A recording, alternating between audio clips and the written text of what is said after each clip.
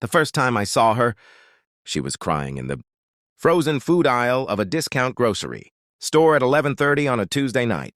Not the quiet, dignified kind of crying you might excuse yourself to the restroom for, but the raw, shoulder-shaking sobs of someone whose world had just collapsed. She stood there, one hand gripping a cart filled with the cheapest brands money could buy, the other pressed against her mouth as if she could somehow push the pain back inside. I should have walked past. That's what you do, right? You give people their privacy, their dignity. But something in the way she stood there, so utterly alone in the harsh fluorescent lighting, made me stop. "Ma'am?" I approached carefully, the way you might approach a wounded bird. "Are you okay? Can I help with something?" She looked up at me, and I saw it all in her eyes. The exhaustion, the fear, the kind of desperation that comes from fighting battles no one else can see. She was probably in her early 40s, though the weight she carried made her seem older. Her clothes were clean but worn, mended in places with the careful stitches of someone who couldn't afford to throw anything away. "I'm sorry," she whispered, wiping frantically at her face. "I'm so sorry. I'm trying to figure out what to put back." I glanced at her cart.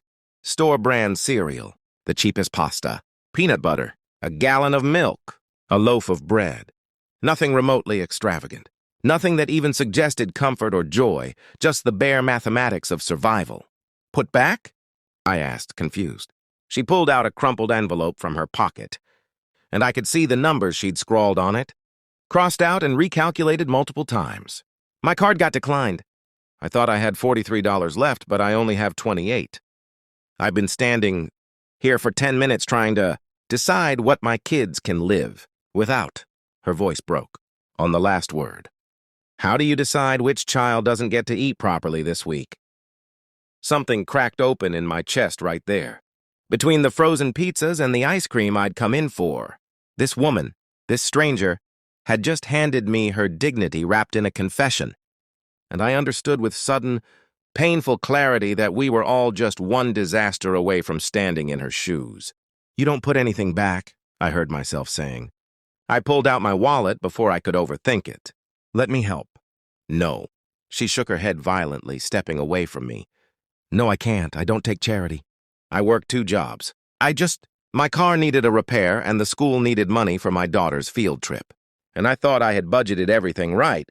But the numbers?" She trailed off, looking defeated. "It's not charity," I said, and I meant it.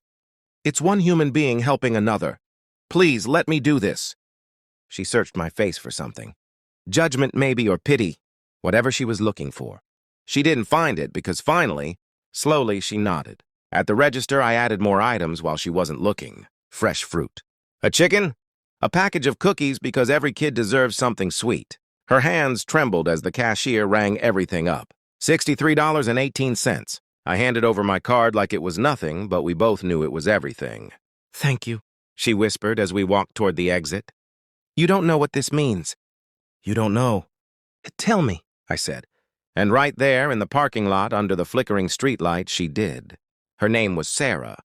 She'd been a nurse before her husband left, before she'd had to move to a cheaper apartment, in a school district that wasn't as good, before everything fell apart. She worked as a home health aide during the day and cleaned offices at night. Her daughter Maya was 12 and wanted to be a doctor. Her son James was 8 and had a learning disability that required special attention. The school couldn't quite provide.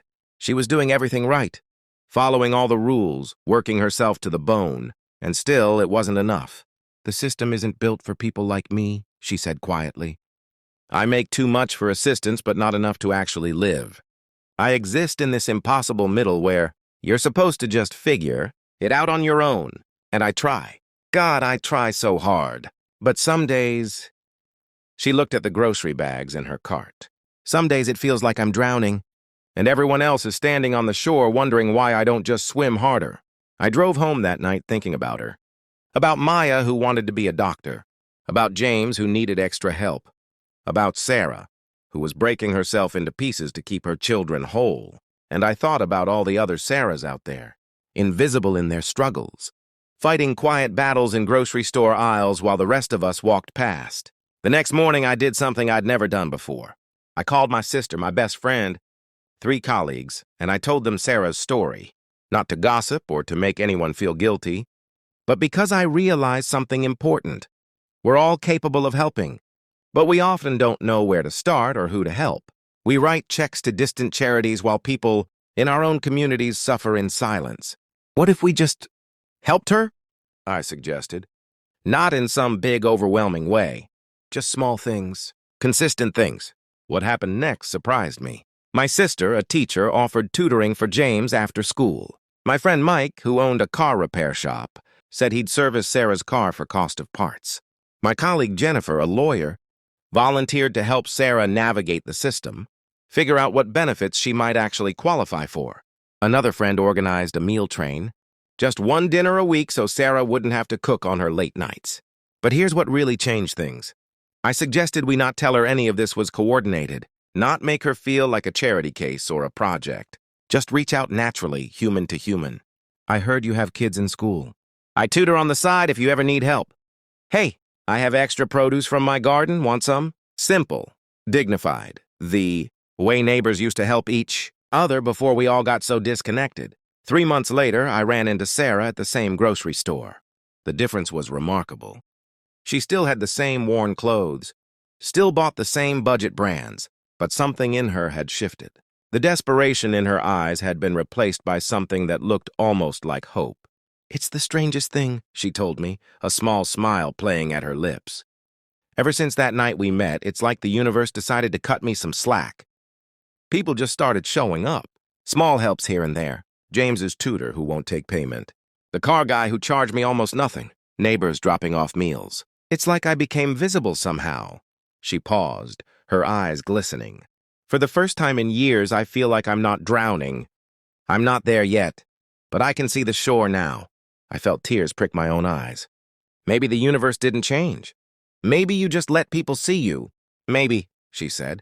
Then she did something that broke me and remade me all at once. She paid for the groceries of the young mother behind her in line, a woman who was counting out change with the kind of careful precision that spoke of too many hard months. Pass it on, Sarah said simply to the shocked woman. That's all you have to do. Just pass it on. The young mother started crying, and Sarah hugged her right there in the checkout line. Two strangers united in their struggle and their humanity. And I realized this was never just about Sarah, it was about remembering that we're all connected, that one person's pain diminishes all of us, and one person's joy lifts everyone. I think about that night in the grocery store often now, how close I came to walking past, how easy it would have been to mind my own business, to assume someone else would help, that it wasn't my problem or my place. But here's what I learned. Kindness isn't about grand gestures or having unlimited resources. It's about seeing people, really seeing them, and then doing what you can with what you have right where you are. Sarah's working on her nursing license now. My sister's helping her study. She's still in that impossible middle, still working too hard for too little, but she's not alone anymore. And neither am I, because helping her taught me what I'd been missing, what I think we've all been missing in our isolated, individualistic world. The profound gift of being needed, of mattering to someone, of being part of something larger than ourselves. Her story isn't unique. There are thousands, maybe millions of Sarahs out there, standing in grocery store aisles, trying to figure out what to put back, wondering if anyone sees them, if anyone cares. The question isn't whether they exist. The question is whether we're going to walk past them or stop and ask if they need help. I stopped. And in stopping and seeing her, I found something I didn't even know I was looking for. I found my own humanity reflected in hers, my own capacity for goodness awakened by her need. She thought I saved her that night. But the truth is more complicated and more beautiful than that. We saved each other.